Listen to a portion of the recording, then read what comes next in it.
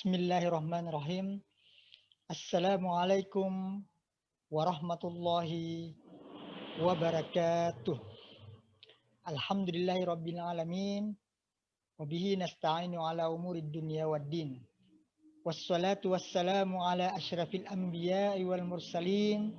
Sayyidina Muhammadin wa ala alihi wa sahbihi ajma'in. Amma ba'd. Ya. Selamat datang kembali di Langi Channel, Lukman Adi Pawalangi Channel. Dan kita berjumpa di Kulzum 04, ya, kuliah lewat Zoom 04. Ya. Tema kita kali ini adalah lupa adalah karunia. Ya. Lupa adalah karunia. Ya, ada seorang profesor ya yang bernama Profesor James McGurk, adalah seorang pakar neurobiologi dari University of California. Ia fokus meneliti tentang kondisi pikiran yang disebut hipertimesia. Orang yang mengalami fenomena ini akan memiliki ingatan yang terlalu berlebihan. Nah, salah satu dari mereka bernama Jack Hostler yang sekarang berusia 16 tahun. Ia mampu mengingat setiap hari dalam hidupnya sejak 10 tahun yang lalu. Wow, keren, luar biasa. Nah, kedua orang tuanya justru merasa khawatir dengan kondisi tersebut, ya. Kemampuan mengingat yang terlalu tinggi ini justru menjadi beban karena pikirannya menjadi tidak terkontrol dan sangat melelahkan. Ya. Orang tuanya kemudian mengambil tindakan, ya, berdiskusi kepada Prof. McGurk ini yang tadi ahli neurobiologi. Ya. Berdiskusi bagaimana mengajarkan kepada putranya itu cara untuk lupa. Ya. Karena dia terlalu berlebihan dalam mengingat. Sehingga kemudian orang tuanya merasa khawatir dan berdiskusi dengan Prof. McGurk tadi. Bagaimana mengajarkan kepada putranya itu cara untuk lupa. Ya, sementara kita biasanya belajar cara untuk bagaimana bisa mengingat banyak. Nah, ada pula seorang mahasiswa bernama Aurelian Hyman yang tidak bisa melupakan apapun yang terjadi dalam satu dekade terakhir hidupnya. Ia masih ingat siapa saja orang yang ia temui, ya, apa yang ia makan, ya, bahkan kapan rumahnya mati lampu, ya, setiap harinya ia ingat, ya, selama bertahun-tahun. Ia ingat semua kejadian tersebut. Nah, kisah Aurelian inilah kemudian yang dijadikan film dokumenter berjudul The Boy Who Can't Forget. Ya. Anak laki-laki yang tidak bisa lupa.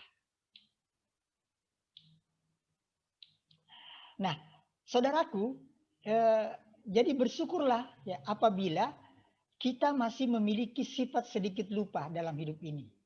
Ya. Begitu pula saat misalkan, ya, pasangan kita lupa tanggal pernikahan, ya, atau hari ulang tahun kita, ya.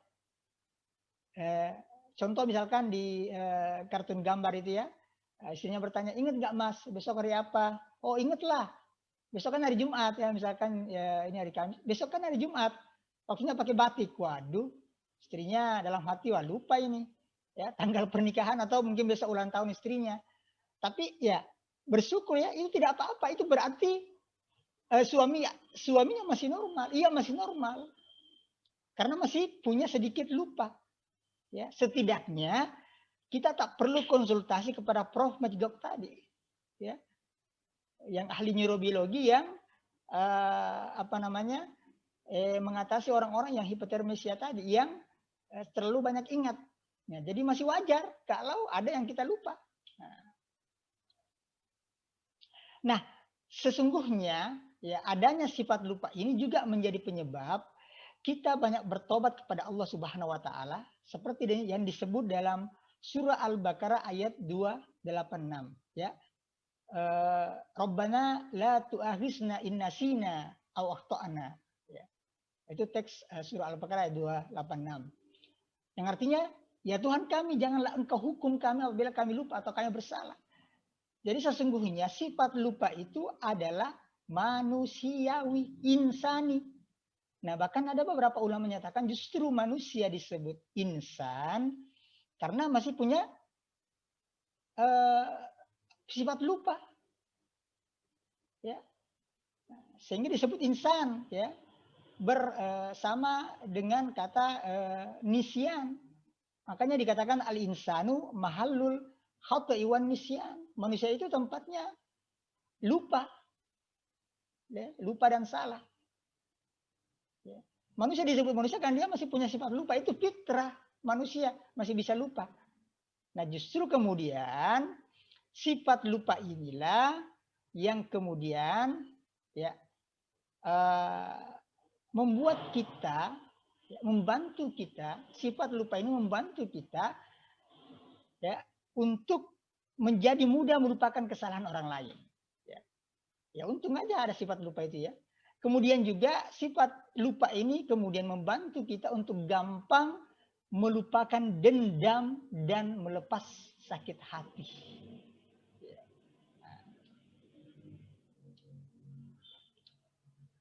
Ya, jadi lupa adalah karunia. Ya, pemirsa sekalian, lupa itu adalah karunia. Ya, karena alangkah anehnya kemudian, ya, karena itu alangkah anehnya jika manusia yang fitrahnya lupa justru berusaha keras mengingat-ingat dendamnya kepada orang lain. Nah, ya. Atau mereka justru tidak mau melupakan dan memberi maaf kepada orang lain. Ya, sudah bagus ya, bisa lupa.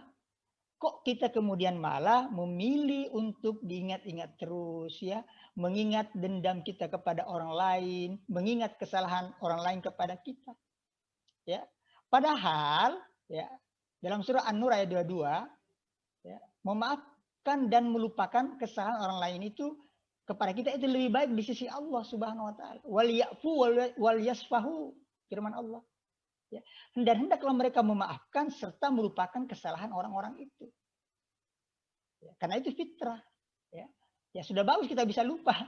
Nah, kenapa kita kemudian justru malah berusaha untuk mengingat-ingat kesalahan dan dendam kita kepada orang lain.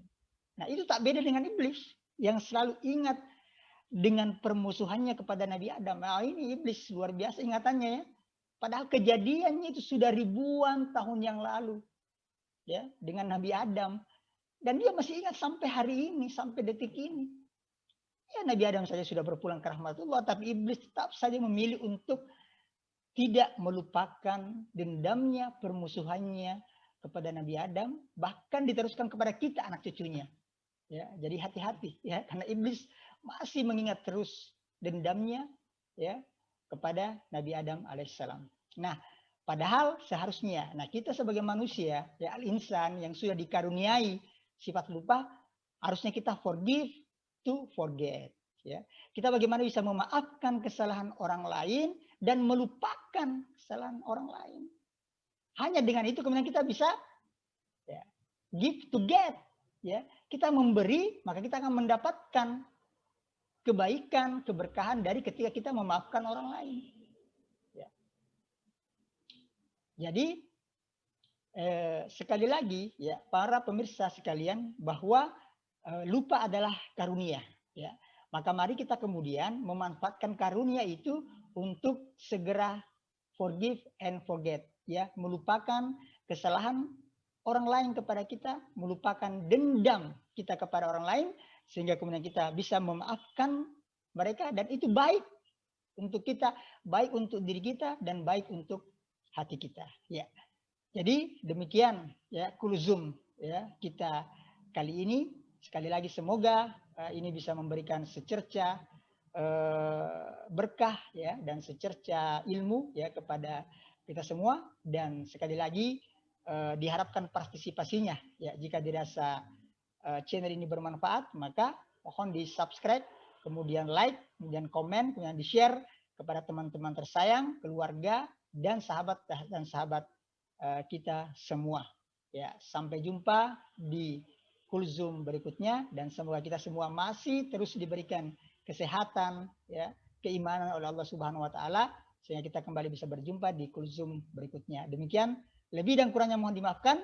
Wabillahi taufik wal hidayah. Wassalamualaikum warahmatullahi wabarakatuh.